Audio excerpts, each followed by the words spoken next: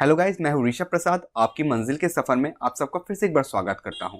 तो आज हम ऐसे 5 स्ट्रैटेजिकल पॉइंट के बारे में बात करेंगे जो हमारे टर्म 2 में फुल मार्क्स कैरी करने में हमें मदद करेगा। तो चलिए शुरू करते हैं एक एक पॉइंट्स के बारे में डिस्कशन करना कि क्या इंपॉर्टेंट है हमारे एग्जाम पॉइंट ऑफ व्यू से।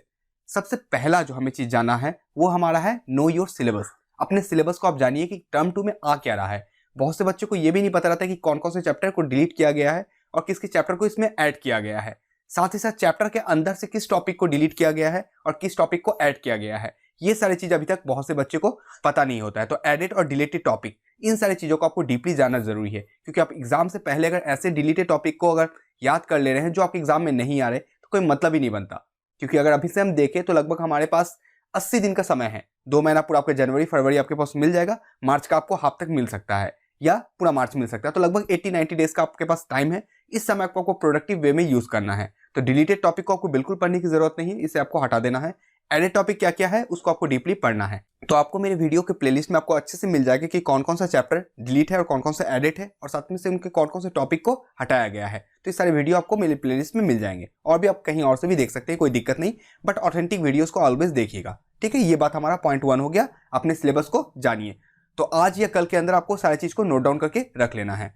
दूसरा जो पॉइंट हमारा आता है, thoroughly read the NCERT book. दूसरा काम आपको है कि एनसीईआरटी बुक को पढ़ना है। इधर उधर अभी दिमाग ना खराब करते हुए एनसीईआरटी बुक को आप ध्यान से पढ़िए, लाइन बाय लाइन। अगर आप एनसीईआरटी बुक को पढ़ लेते हैं तो आपको कोई दूसरी बुक की जरूरत पड़ेगी नहीं, क्योंकि इतना अच्छे से आपको एनसीईआरटी बुक हमें दिया गया है। इकोनॉमिक्स के लिए आपको रेफरेंस बुक का यूज करने की जरूरत है, क्योंकि इकोनॉमिक्स का जो एनसीईआरटी है वो मुझे नहीं लगता कि उतना माने सही है आपके लिए। तो उसके लिए आपको कुछ एक्स्ट्रा बुक का यूज कर ले तो अच्छा है, बट ज्योग्राफी, हिस्ट्री या पॉल साइंस के लिए आपको उस चीज कोई भी दूसरी बुक की जरूरत यूज करने की नहीं है। तो थॉर्डली आप क्या करिए, लाइन बाय लाइन को बुक पढ़िए। और उसके बाद जो आपका काम है वो तीसरे नंबर पॉइंट में मैं आपको बोलता हूं, क्या है कि आप सेल्फ मेड नोट बनाइए। अगर आप सिर्फ पढ़ ही लेते हैं तो कुछ नहीं होगा, क्योंकि आप कुछ समय बाद उस चीज को भूल जाइएगा। तो अगर आप नोट्स बना लेते हैं और एग्जाम से पहले उसको एक बार देख लेते हैं तो बहुत अच्छा होगा। अब नोट्स में क्या करिए, आप ऐसा नहीं कि जो पैराग्राफ लिखा हुआ उसको पूरा ही आप डिटो कॉपी लिख दीजिए, ऐसा नहीं। जो मेन पॉइंट्स है उस पैराग्राफ में से, जैसे ये पॉइंट्स में इस तरीके से लिखा गया है, आप पॉइंट वाइज उन सारी चीजों को लिखिए। ठीक है, जैसे इसमें लिखा क्या हुआ है, देखिए, basic aspects of people's choice क्या क्या है। जैसे इसमें क्या होना चाहिए, living long and healthy life उनको जीना है, बीइंग एजुकेटेड होना चाहिए। ठीक है, जैसे इस तरीके से पॉइंट्स वाइज पॉइंट्स बनाए गए हैं। सारी चीज आप डीपली इसमें पढ़ सकते हैं, इतना सारा मैं नहीं पढ़वा रहा हूं आपको। तो इन सारी चीज को अगर आप पढ़ लेते हैं तो क्या होगा, आपको एग्जाम से पहले एक बहुत ही मजबूत रिवीजन हो जाएगा। और आपको इस पॉइंट से बीइंग, जहां पे यहाँ पे एजुकेटेड लिखा हुआ है, इससे आप बहुत सारी चीजों को एक्सप्लेन करके खुद से लिख देते हैं, क्योंकि सीबीएसई के बच्चे अपने से एक्सप्लेन करने में तो माहिर होते हैं, कहानी बनाने में उनको बहुत अच्छा आता है। तो इस तरीके से आप खुद भी कर सकते हैं। तो ये आपका थर्ड पॉइंट हो गया, सेल्फ मेड नोट। दूसरे के नोट्स को फॉलो मत करिए, क्योंकि आप अपने मुताबिक अगर नोट्स को बनाते हैं एनसीईआरटी को पढ़ के तो वो बेटर होगा। ठीक है ना। और आपको टर्म 1 देख के पता ही चल गया होगा कि अगर आप एनसीईआरटी को थॉरली नहीं पढ़ते हैं तो एक एक मार्क्स का कितना क्वेश्चन मिस हो जाता है। आपके टर्म 2 में भी 1 मार्क्स क्वेश्चन जरूर आएंगे, बट वो एमसीक्यू बेसिस पे नहीं आएंगे। वो आ सकते हैं आपको उसके छोटे आंसर लिखने के लिए, यानी कि 1 सेंटेंस एप्लीकेशन या 1 वर्ड आंसर रहेंगे। तो आपको अच्छी तरीके से उसको भी पढ़ना जरूरी है एनसीईआरटी को। तो ये हमारा 3 इंपॉर्टेंट पॉइंट हुआ। चौथा पॉइंट की हम जो बात करते हैं वो है टाइम मैनेजमेंट। ये चीज देखना जरूरी है। जैसा कि मैंने आपको बोला कि लगभग 80 से 90 डेज का आपको समय मिलेगा। मैं 90 मिनट्स की बात नहीं कर रहा शाहरुख खान का वो मूवी का, मैं आपको 80 टू 90 डेज की बात कर रहा हूं।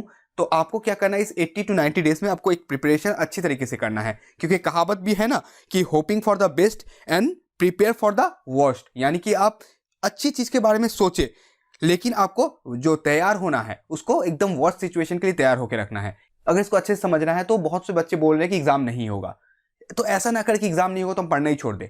ठीक है ना, आप पढ़ते रहें। अगर एग्जाम ना हुआ तो भी कोई दिक्कत नहीं, और हो गया तो भी कोई दिक्कत नहीं, उसमें भी आप अच्छे मार्क्स को कैरी कर सकते हैं। तो टाइम मैनेजमेंट आपको अच्छा करना है, जिसमें बहुत से आपके चैप्टर्स होंगे। ठीक है, 5 बुक और बहुत से चैप्टर आपके होंगे, तो हर चैप्टर को आपको डिटेल में पढ़ने के लिए एक समय चाहिए।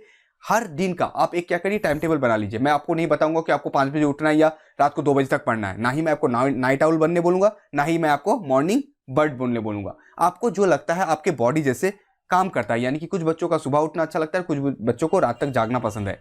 तो आपका बॉडी जिस तरीके से वर्क करता है उस हिसाब से आप अपने टाइम टेबल को सेट कर लीजिए। हर दिन हर बुक को थोड़ा थोड़ा करके आपको रीड करना ही है। चैप्टर वाइज आप डिवाइड कर लीजिए कि कितना तक कितना कंप्लीट होगा। उसके बाद भी अगर आपको दिक्कत हो तो आप मुझे बोलिए, मैं आपको एक अच्छा से टाइम टेबल भी बना के दे दूंगा। लेकिन आप अगर खुद से बनाए तो वो बेटर रहेगा।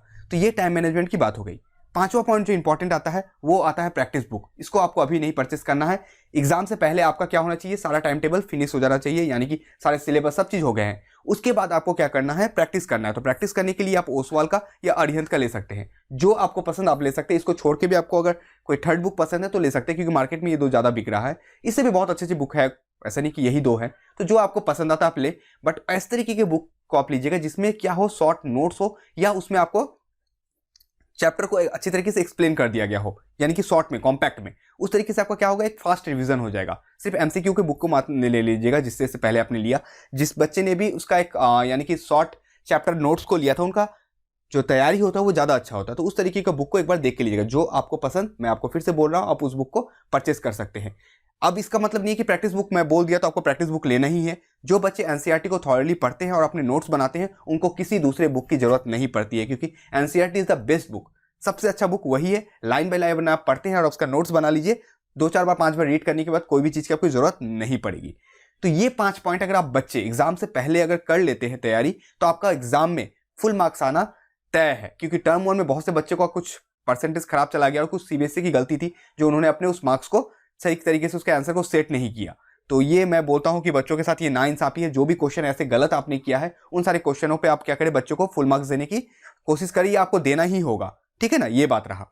और बाकी ऐसे आप टर्म 2 में कुछ ऐसा ना करें जो फिर बच्चों को प्रॉब्लम हो। जो बच्चे के एग्जाम खराब गए हैं, यानी कि इंग्लिश या कुछ दूसरे एग्जाम सब, आप अभी भी टर्म 2 में अच्छे करके आप टॉप कर सकते हैं। अभी भी आपका ड्रीम पूरा हो सकता है। तो टर्म 2 के लिए आपको अभी से मेहनत करनी पड़ेगी। नया साल आ रहा है, आप सभी को हैप्पी न्यू ईयर की हार्दिक शुभकामनाएं। आप अच्छे से मेहनत करें और इस नए साल में एक अच्छे से तैयारी के साथ बोर्ड के टर्म 2 को दे और एक अच्छे मार्क्स कैरी करें। यही मेरी प्रार्थना है। आप सभी से अपने अगले वीडियो में मिलूंगा। तब तक के लिए आप स्वस्थ रहें, मस्त रहें और मुस्कुराते तो जरूर रहें। आपकी मंजिल आपको जरूर मिलेगी। जय हिंद, जय भारत।